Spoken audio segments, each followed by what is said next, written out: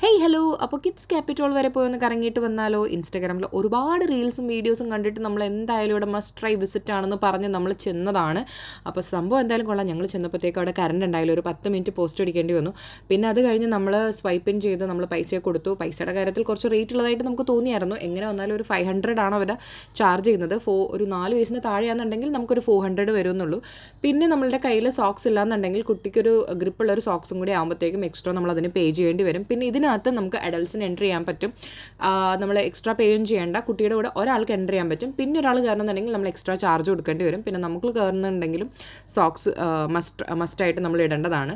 So എന്തായാലും കുറച്ച് expensive ആയിട്ട് തോന്നി. കാരണം 1 മണിക്കൂർ സ്പെൻഡ് ചെയ്യണേന് നമുക്ക് ഏകദേശം ഒരു 600 റുപ്പീസിൻ്റെ അടുത്ത് വന്നു. പിന്നെ ഞാൻ എക്സ്ട്രാ സോക്സ് ഒന്നും വാങ്ങാൻ പോയില്ല. ഞാൻ ഈ ബോളിൻ്റെ അടുത്ത് ഇങ്ങനെ തന്നെ ഇരുന്നു. ഇത് ഒരു 10,000 വരുന്നൊരു ബോളുകൾ ഇങ്ങനെ ചുമ്മാ ഇട്ടിട്ട് കൊത്തി വന്നിട്ട് അതിനകത്ത് കിടന്ന് ഉരുള് പെരലാനൊക്കെ എനിക്ക് തോന്നിയായിരുന്നു. പിന്നെ ഞാനിതൊക്കെ കണ്ട് കൊതിച്ച് ഇങ്ങനെ അവിടെ കുറച്ച് നേരം ഒരു ബോളൊക്കെ എടുത്ത് കളിച്ച് ഇങ്ങനെ ഇരുന്നു. അപ്പോൾ കേരളത്തിലെ തന്നെ ഏറ്റവും വലിയൊരു സംഭവമാണ് കിഡ്സിൻ്റെ ഒരു 10,000-22,000 സ്ക്വയർ ഫീറ്റിൽ വരുന്ന ഒരു സംഭവമാണ്. പിന്നെ ഇതിൽ തന്നെ നമുക്ക് ബർത്ത്ഡേ പാർട്ടീസൊക്കെ നമുക്ക് നടത്താം. നമ്മളപ്പോൾ അവിടെ ചെന്നപ്പോൾ ഒരു ബർത്ത്ഡേ പാർട്ടി നടന്നുകൊണ്ടിരിക്കുകയായിരുന്നു. അവിടെ അടിപൊളി ഡാൻസും പാട്ടും കേക്ക് കട്ടിങ്ങും പിസ്സ ബർഗർ അങ്ങനെ ഒരുപാട് സാധനം നമുക്കൊന്നും കിട്ടിയില്ല. പക്ഷേ അവിടെ ബർത്ത്ഡേ പാർട്ടി നടന്നവർ ഇതെല്ലാം കഴിച്ച് ഞങ്ങളിതെല്ലാം കണ്ടുകൊണ്ടിരിക്കുകയായിരുന്നു. പിന്നെ കുട്ടികൾക്കെന്ന് പറഞ്ഞു കഴിഞ്ഞാൽ ഈ 1 മണിക്കൂറിൽ എല്ലാ റൈഡ്സും കയറി തീരുമെന്ന് ചോദിച്ചു കഴിഞ്ഞാൽ അതൊരു ഡൗട്ടായിട്ടുള്ള ഒരു കാര്യമാണ്. അത് കുട്ടികൾ കയറുന്ന പോലെ ഇരിക്കും. 1-2 റൈഡ്സ് തന്നെ റിപ്പീറ്റഡ് ആയിട്ട് കയറാമെന്നുണ്ടെങ്കിൽ ചിലപ്പോൾ നമുക്ക് എല്ലാ റൈഡ്സും കവർ ചെയ്യാൻ പറ്റിയെന്ന് വരില്ല. വീഗാലാൻഡ് പോലെ എന്നൊക്കെ വേണമെങ്കിൽ പറയാം കുട്ടികൾക്ക്.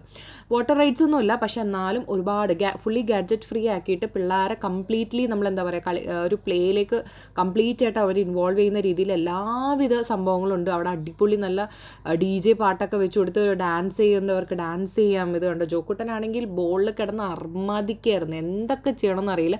മാക്സിമം 1-2 ബോളൊക്കെ അവന് പോക്കറ്റിൽ വെച്ചിട്ട് പോകണമെന്നുണ്ടായിരുന്നു. പിന്നെ പറ്റാത്തതുകൊണ്ട് പുള്ളി അത് ചെയ്തില്ല എന്നുള്ളൂ. ചുമ്മാ പറഞ്ഞാണ്, ജസ്റ്റ് ഒരു ജോക്കിന് വേണ്ടി പറഞ്ഞാണ്. പിന്നെ കുട്ടികളുടെ എന്താ പറയുക ബുദ്ധിപരമായിട്ടുള്ള സംഭവങ്ങൾ കുറേയൊക്കെ അതിന് വേണ്ടിയിട്ടും കുറേ കാര്യങ്ങൾ അവിടെ ഉണ്ടായിരുന്നു. നമ്മൾ ഈ ബിൽഡിംഗ് ബ്ലോക്സ് ഒക്കെ ചെയ്യുന്ന പോലെ അതിൻ്റെ കുറേ വെറൈറ്റി സംഭവങ്ങളൊക്കെ അവിടെ ഉണ്ടായിരുന്നു. പിന്നെ ഈ ഒരു നമ്മൾ CID മ്യൂസിയത്തിൽ മാത്രം കണ്ടുവരുന്ന ഈ ഒരു ടൈപ്പ് വണ്ടിക്ക് അവിടെ ഭയങ്കര ഡിമാൻഡായിരുന്നു. ജോക്കുട്ടനാണെങ്കിൽ അതെടുത്തിട്ട് കുറേ പെമ്പിള്ളേർ ജോക്കുട്ടിൻ്റെ പുറകെ ഈ വണ്ടിക്ക് വേണ്ടി നടക്കുന്നുണ്ടായിരുന്നു. എന്തായാലും സംഭവം അടിപൊളിയായിരുന്നു. കുട്ടികൾക്ക് 1 മണിക്കൂർ എങ്ങനെ പോയി എന്ന് നമുക്ക് പറയാൻ പറ്റില്ല. അത്രയും അടിപൊളിയായിട്ട് അവർക്ക് യൂട്ടിലൈസ് ചെയ്യാം.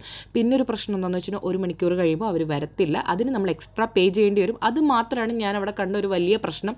പിന്നെ ഈ ഒരു കാണുന്ന റിങ് എങ്ങനെ ഉപയോഗിക്കേണ്ടതെന്ന് അറിയാണ്ട് നടക്കുമായിരുന്നു. അപ്പോൾ ടാറ്റാ ബൈ.